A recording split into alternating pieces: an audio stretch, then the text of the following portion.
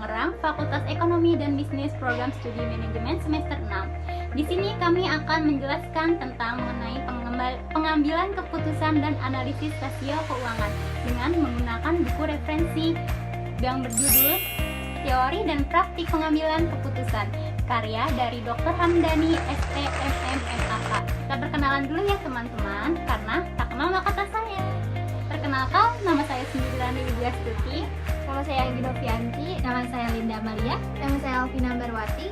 Nah, kita semua sudah perkenalan ya teman-teman. Mari kita mulai ya. Dengan materi yang pertama mengenai pengertian keputusan.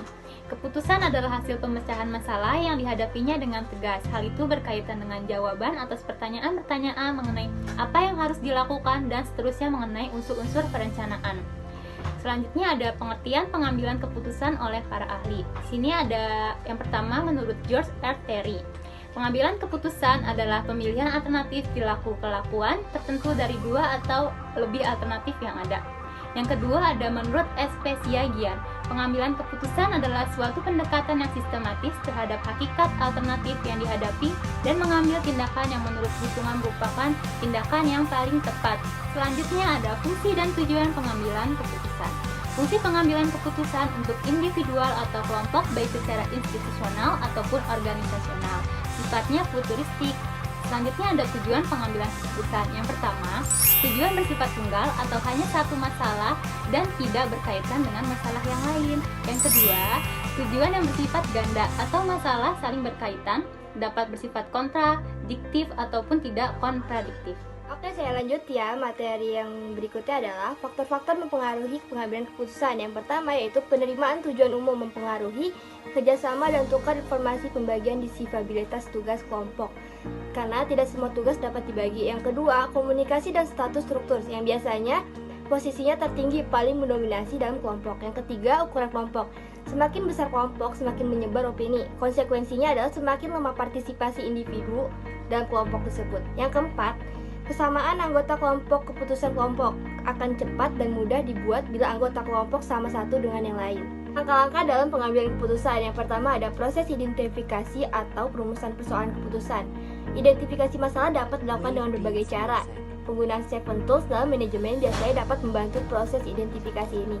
Yang kedua, penetapan parameter dan variabel yang merupakan bagian dari sebuah persoalan keputusan.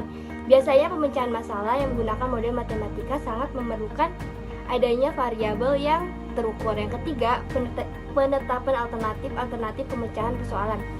Alternatif pemecahan masalah didapatkan dari analisis pemecahan masalah. Yang keempat, penetapan kriteria pemilihan alternatif untuk mendapatkan alternatif yang terbaik. Biasanya kriteria pemilihan ini didasarkan pada payoff atau hasil dari keputusan. Oke, saya lanjut ya. Materi berikutnya yaitu tentang analisis rasio keuangan. Nah, laporan keuangan merupakan hasil dari akhir proses akuntansi yang digunakan sebagai dasar pengambilan keputusan bagi penggunanya. Laporan keuangan ini memberikan informasi semua tentang operasional dalam perusahaan dan posisi keuangan baik kepada pihak manajemen ataupun pihak yang membutuhkannya.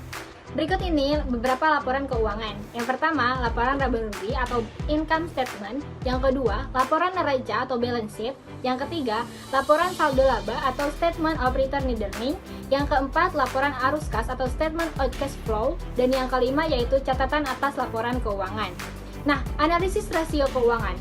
Rasio keuangan adalah perbandingan unsur-unsur dari laporan keuangan.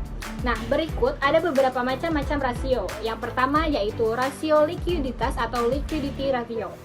Rasio likuiditas atau liquidity ratio adalah rasio yang menggambarkan hubungan kas perusahaan dan aktiva lancar lainnya terhadap utang lancar. Nah, rasio-rasio yang termasuk di dalam liquidity ratio adalah sebagai berikut. Yang pertama yaitu current ratio atau CR. Adalah rasio yang menunjukkan sejauh mana kewajiban-kewajiban jangka pendek dari para kreditor dapat dipenuhi dengan aktiva yang diharapkan akan dikonversi menjadi uang dalam waktu dekat. Nah, rumusnya yaitu CR sama dengan aktiva lancar atau current asset dibagi utang lancar atau current liability.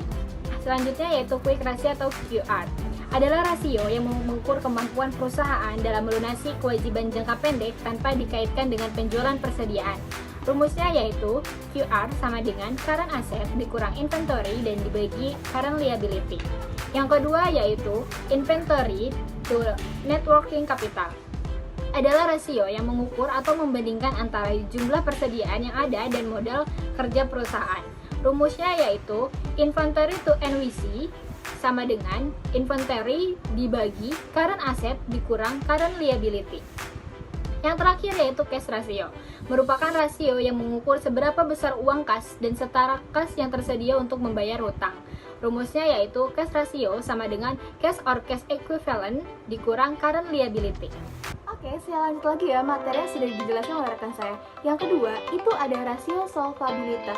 Rasio solvabilitas adalah merupakan rasio yang digunakan untuk mengukur sejauh mana aktiva perusahaan dibiayai dengan utang. Rasio-rasio yang termasuk dalam solvabilitas yang pertama itu ada debt to asset ratio, yang dimana rasio yang digunakan untuk mengukur perbandingan antara total utang dan total aktiva. Rumusnya itu adalah debt to asset ratio sama dengan total debt dibagi total aset. Yang kedua ada debt to equity ratio, yang dimana rasio digunakan untuk mengetahui perbandingan antara utang dan modal sendiri. Rumusnya itu adalah debt to equity ratio sama dengan total utang dibagi equity. Yang ketiga ada long term debt to equity ratio. Rasio itu adalah antara utang jangka panjang dan modal sendiri. Untuk rumusnya adalah long term debt to equity ratio sama dengan long term debt dibagi equity. Yang keempat itu ada current liability to net worth. Itu adalah rasio antara hutang lancah dan modal sendiri. Untuk rumusnya itu adalah current liability to equity sama dengan current liabilitas dibagi equity. Yang ketiga ada rasio aktivitas. Rasio aktivitas itu adalah resiko yang digunakan untuk mengukur tingkat efisien pemanfaatan sumber daya perusahaan seperti penjualan, persediaan, penagihan, piutang, dan lainnya. Untuk rasionya, berikut beberapa rumusnya seperti perputaran piutang, yang dimana rasio digunakan untuk mengukur seberapa lama penagihan piutang selama satu periode. Untuk rumusnya itu adalah receivable turnover sama dengan penjualan kredit dibagi rata-rata piutang. Yang kedua ada perputaran persediaan, yang dimana rasio yang mengukur seberapa kali dana yang ditanamkan dalam inventory ini berputar dalam satu periode. Untuk rumusnya itu sendiri adalah inventory turnover sama dengan harga pokok penjualan dibagi rata-rata persediaan. Yang keempat itu ada rasio profitabilitas, yang dimana merupakan rasio untuk meningkatkan kemampuan perusahaan dalam mencari keuntungan. Rasio-rasio yang termasuk dalam rumus profitabilitas sebagai berikut. Yang pertama ada net profit margin, yang dimana rasio untuk mengukur laba atas setiap rupiah penjualan. Untuk rumusnya adalah net profit margin sama dengan net profit tax dibagi net sales. Return on investment merupakan rasio yang menunjukkan hasil return atas jumlah aktiva yang digunakan dalam perusahaan atau suatu ukuran tentang efisiensi manajemen. Untuk rumusnya adalah ROI sama dengan net profit after tax dibagi total aset. Oke guys, Itu dia penjelasan mengenai materi pengambilan keputusan dan analisis risiko keuangan. Semoga bermanfaat untuk kalian semua. Jangan lupa di like dan di subscribe ya. Semoga like, bermanfaat. comment, and subscribe. Thank you.